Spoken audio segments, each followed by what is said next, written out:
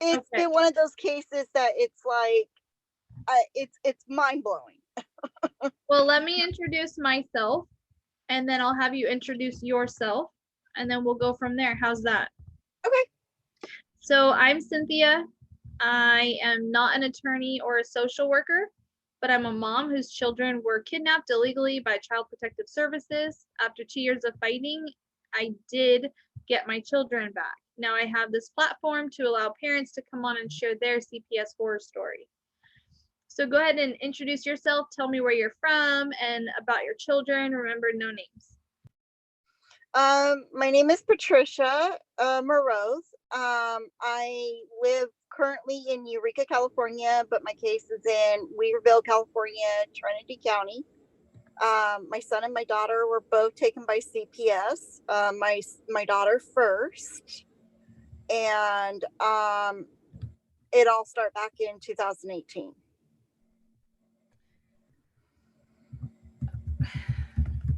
Tell me why. Let's start there. Well, I lost my mom. We lived in Red Bluff, California, and we moved up to Trinity County, Trinity Center, California. And my dad moved with me. Well, I didn't know my dad had a background of being a registered sex offender. I found out when we moved in, which I went about, taking all the steps that you need to take to make sure your kids are safe. Of getting the person who's supervising him, permission and find out what the details were and stuff like that. I did all that. I did all the steps to make sure my daughter was safe. We never had an issue with my daughter not liking her papa ever. I mean, she would fight you to spend time with him. I got the detective's permission to have him in my home, even as far as he could go to the school to pick her up. He had no violations for 30 plus years. So it didn't give anybody any signals. So CPS came into the picture after my husband was talking to his mother, and his mother had some concerns, which, not to mention, she's got my 15-year-old because she lied and she said I had a drug history and everything. Have you ever been on drugs? No. I even took the drug test proof to Trinity County's DA, to the investigator, to show him that I've never even had drugs in my system, never a drug test, never anything. And yeah, so I've proven that. What was it like on the day that they took your kids? How did that go? Well, they took my daughter May of 2018. After, not to mention, my husband and I were not getting along very well because he just got out of prison after 4.5 years. And we were trying to fight to get back into normal routine after him being gone for so long and me raising her on my own. We got into domestic disputes, and she was never in the room. I would never allow her in the room, even if we had a bad word coming out of our mouth. She would always fight to go with Papa. So I let her to go with Papa to go play outside and stuff, so she wouldn't have to hear us. Well, my husband decided to get drunk and everything and slammed down the door, and CPS offered me help to get out of the situation. I went as far as leaving for Oregon for a night to get away from the situation. They lied and literally said I went to my sister's house, which my sister lives in Washington, and I asked them for help, asked them for the help that they offered, and they never gave me it. Instead, they came in May 5th of 2018 and took my daughter with a warrant. This is the second story in a row today where a parent has reached out to CPS due to domestic violence or just fear or whatever, and CPS ends up taking their children instead, but promises that they're going to get help. Yeah. We can get you into a hotel. We can get you away from the situation. We know you have a little girl. We know you're pregnant. And even if you try to leave for a night, they lie about that you left for your sister's house. You took your dad with you to make the situation look worse on you, which he didn't go with me. He stayed in Weaverville, California to pick up my husband from work that night.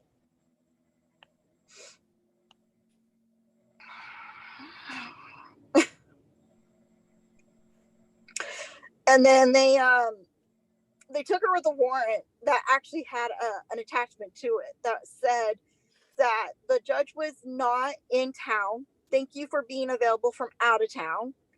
And it wasn't even signed by him. Well, later on, I asked him about the warrant with his signature on there because I know from criminal justice, I almost have my AA in criminal justice, that to warrant for it to be executed, you have to sign it. Right. Well, I have the email papers stating that he wasn't even in town to sign it. And then the one that I found later on, the cop gave me, said, oh, here, he signed it on the same day. How's that even possible when he wasn't even in town?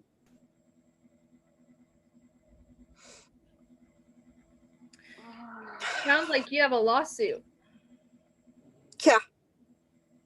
I've gone as far as they promised not to take my son. They took my son. I had my son over here in Humboldt County.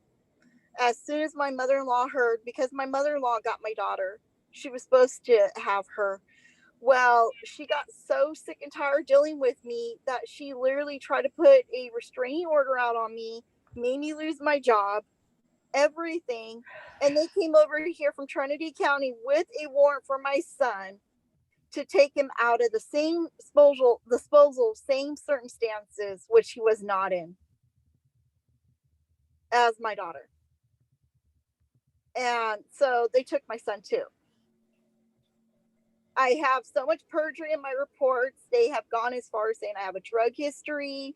They believe that even if I took classes that I would not learn my lesson. I took classes on my own. They went as far as saying that I wouldn't even complete the classes.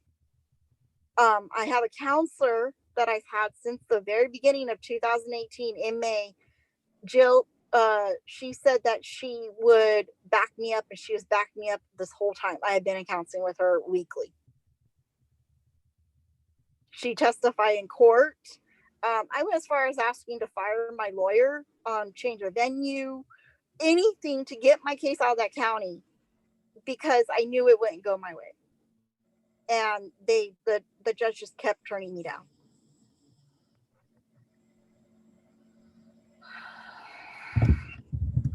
So they terminated my rights. And ever since they terminated my rights in November of 2019, 2018, they terminated my rights. I have been appealing it. I have That been fast? Wait a minute. That fast? Yeah. What was their reasoning for terminating your rights? I have a case from 20 years ago that I gave my kids up for adoption. And? That's it. That I put my daughter in danger. They went as far as saying that my daughter was sexually abused. I have it in writing, me pressing, trying to get her into an exam for a doctor, and they would not do it. So what proof did they have that she was sexually abused? None. The only thing that they're trying to hold against me is my dad was in the home.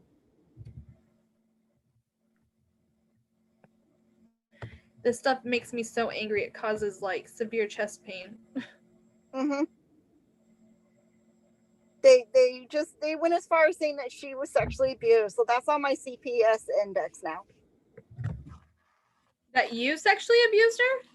That I caused her to be sexually abused, that she was sexually exploited, because my father had a picture of her buttocks on his phone, because I asked him to do it one day while I was out of town, because she had rashes from day one that she was born. And I have doctor's records to back it up. And they even called me a liar in the report, saying that she's never had a rash. So yeah, they're saying that I helped show her privates to my dad, basically.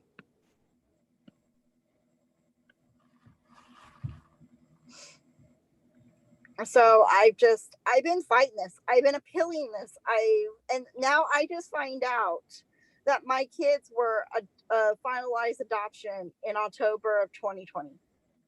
And I just found this out after they let me file another appeal.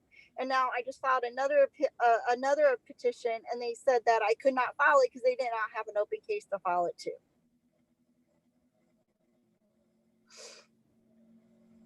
So I've lost everything. I lost my kids. I don't know where my kids are at. I was lucky that they didn't tear my marriage apart. And I almost lost my marriage.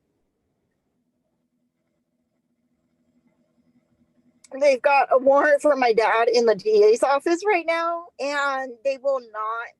They keep saying that they keep trying to use that against me. And I said, you can't use something against me that you have not used. Hold on.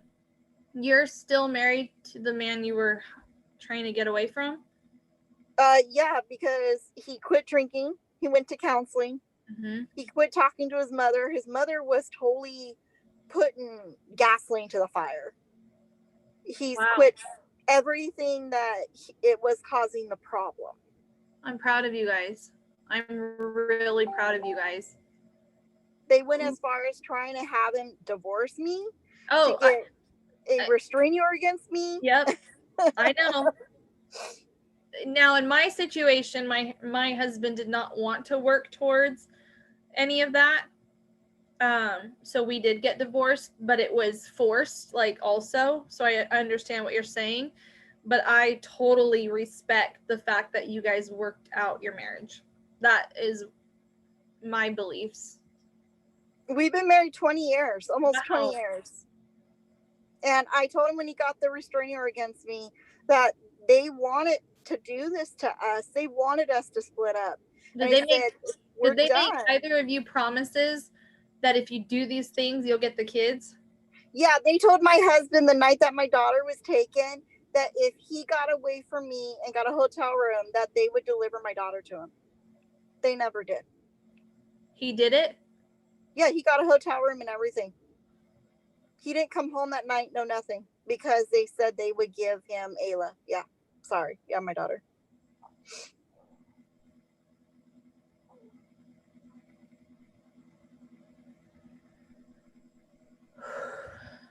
But we've worked out our marriage. We've worked out the issues that we had, and we're sticking together. And they know it because we protested in that town together. So they know we're sticking together, that they didn't break up my marriage.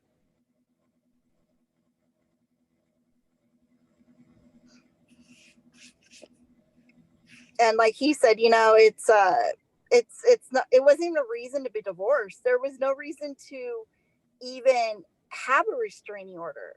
I mean, I remember when his attorney was in the waiting area telling him, well, you need a restraining order because you're not going to get your kids if you don't. You need to stay away from her. If you don't, you're going to lose everything. Did he get the restraining order? He got the temporary restraining order. On what grounds? On what? I don't know. They gave her a temporary one, but I got to him and I said, you know, we really cannot separate because that's going to kill both of us if we do. And he started talking to me, and we went back to court, got it dismissed. And his attorney even stood there and said, I do not respectfully, Your Honor, even stand by him to do this. And he said, well, this is his choice. And she goes, I understand that, but I still do not stand by for him doing this. And they know we stuck together through everything. But he didn't fight the termination of rights, but I did. But I still lost. So they took her in May. They took my rights away in November. And the last visit I had was in April of 2019. Did your husband lose his rights too? Yeah. Same day? Yeah. And your mother-in-law, his mom has them? My mother-in-law took my daughter. She tried to get a restraining order against me, trying to say I was stalking her, trying to say I was doing things, got me to lose my job. But then I went to court with this whole file going, wait a minute here, I didn't do anything. The CPS even tried to say I was stalking the worker and stuff just to try to get my visits canceled on me. But I had friends, I had neighbors that was my mechanic on my truck And they could back me up that I wasn't stalking anyone, that I didn't leave my property. So they have tried in and out to destroy me, to try to get anything that they could possibly on me, to do charges on me. And they can't. But now they think I'm done because they've adopted my kids out. And you don't know where your son is? I know my son is in Weaverville. My mother-in-law was supposed to adopt my daughter, but she gave her back up to the system. My daughter has been in 4 foster homes in 2 years.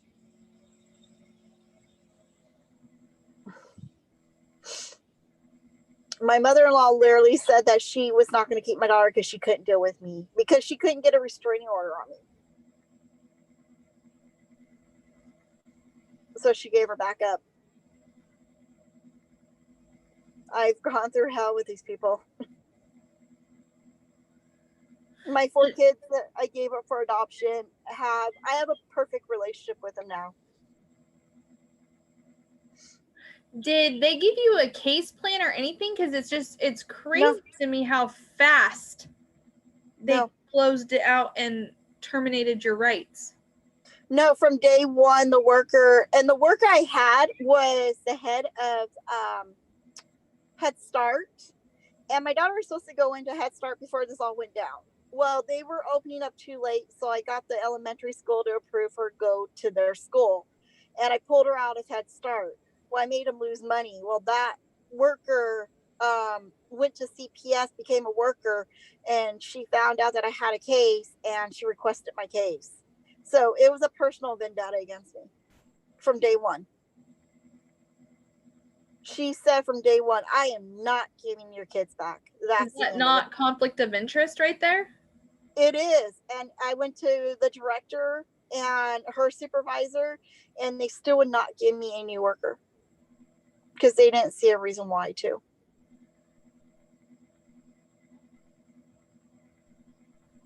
So Allison said from day one, I had my dad out of the house. I had my husband out of the house. I had everything ready for my son to come into this world. I had everything ready for my daughter to come back home. I was the only one at the house. I asked for a home visit. And even when she came out and saw when everything was changed, she still looked at me and said, I don't think I'm recommending the kid to come home. But don't worry, I'm not going to bother your son. But yet they still took him after he was born. From the hospital? No, I was able to leave the hospital with him. They contacted me on my phone while I was at my doula's house because my power was going out in Trinity County. So I was over here in Eureka at my doula's house, and they contacted me and said, we have a warrant for him. You need to surrender him now. Why? What was on the warrant? What were the allegations? That he was in the same circumstances as my daughter was when she was taken. How old was he? 3 days old. And then they had the wrong name on the warrant. I sat there for an extra 4.5 hours for them to correct the name on the warrant.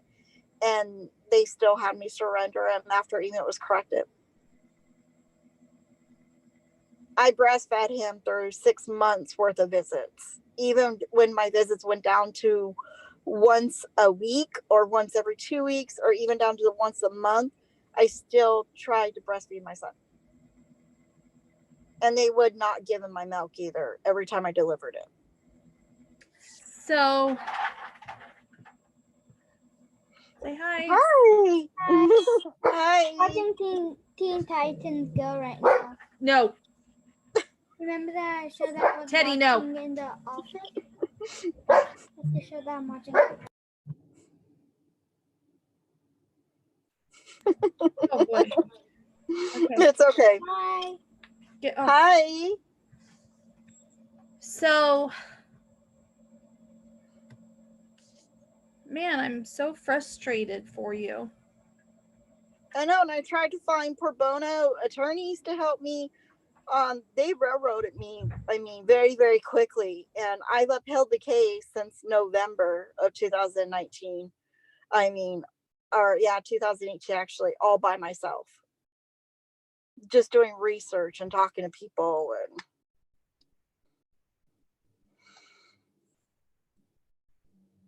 have you heard about my new website? No. It's called CPSAttorneyRolodex.com. AttorneyRolodex.com. Okay. CPSAttorneyRolodex.com. Okay. I want you to go on there and input your information. And when we get attorneys in your area, we'll have them reach out to you. Okay.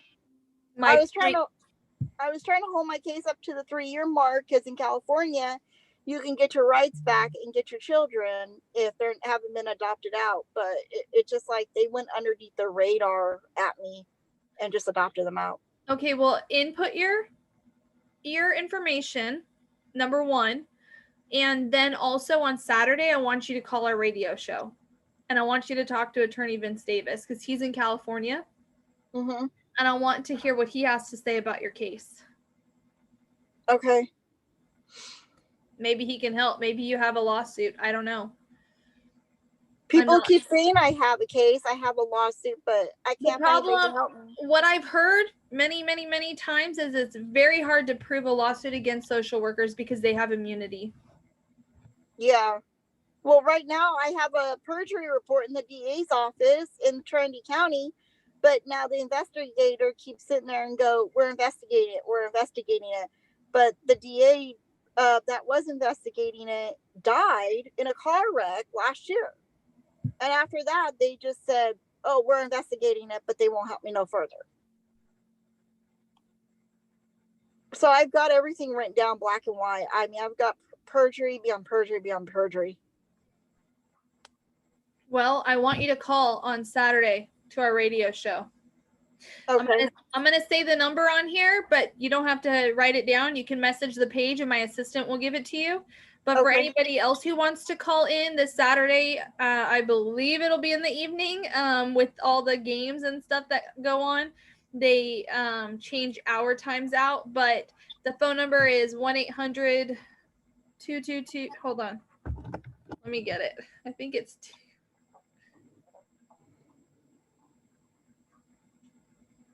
Yeah, 800-222-5222. So 1-800-222-5222. And if you call in Pacific Standard Time, I believe this weekend will be 7 p.m. to 9 p.m.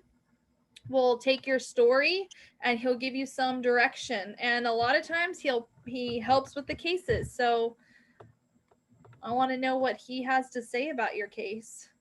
I was told about him, but then I was told that he wanted a really steep retainer fee. And that's what I'm like, did you talk to him? No. Okay. Call him. Okay. Don't listen to other people. Okay. He took my case. I didn't have $1 to my name.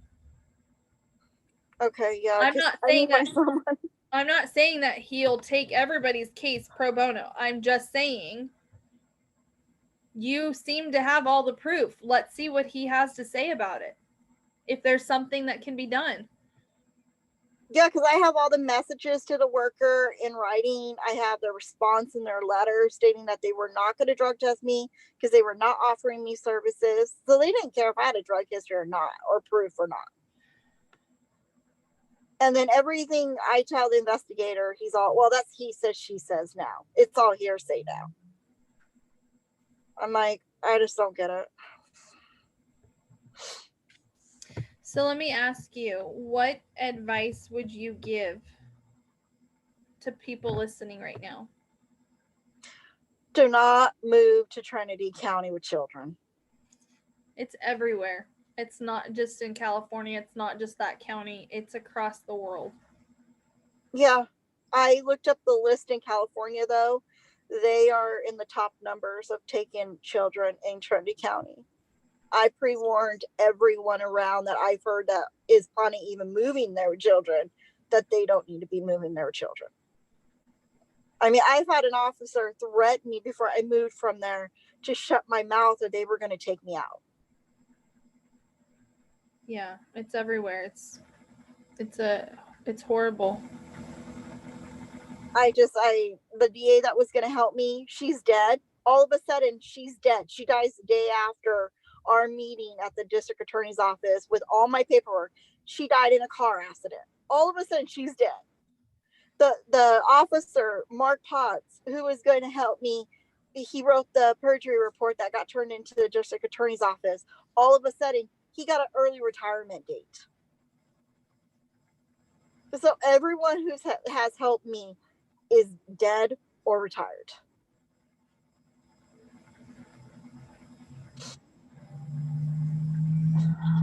And I have to watch it because they said you need to watch them because they might try to cash you out too. Yeah, I've heard that before. So any help I can get with you, very much appreciate it. Well, I want you to call on Saturday. Okay. When you call and we answer, say, Cynthia, I talked to you. You interviewed me this week. Okay. Okay. I appreciate it. I look for my little girl, the last time I saw her, the last thing I got to tell her was, Mom has your back. No matter if Mom's here or not, she's got your back. That's the last thing I got to say to her.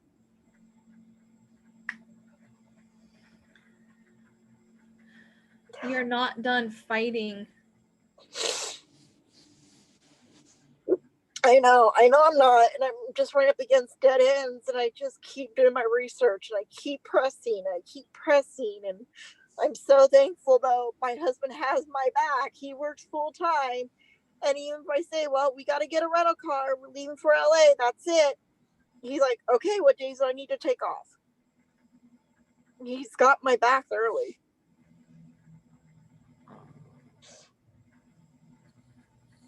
So I guess I'm just lucky in a sense that I still got my marriage. Did they tell you that we have to push the dates? Yeah. Okay. But tell me what dates and we'll be there. I believe it's gonna be March. Okay.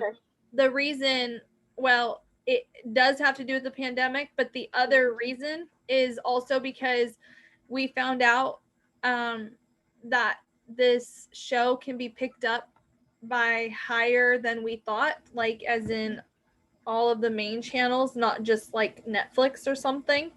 Oh, wow. Because of how great it is. And so we're going to build a better set for it. And we need to put the time into it to make it even better. And for that reason, I think it's worth pushing it out a little bit. Mm-hmm. I agree. It was very hard to have to come to that decision, but my purpose, my sole purpose with everything I do is to help parents get their kids back and to make it known who CPS actually is. And I can't do that if I can't reach everybody. Mm-hmm. And I'd rather push it out and be able to reach more people by being on, more television than just something small.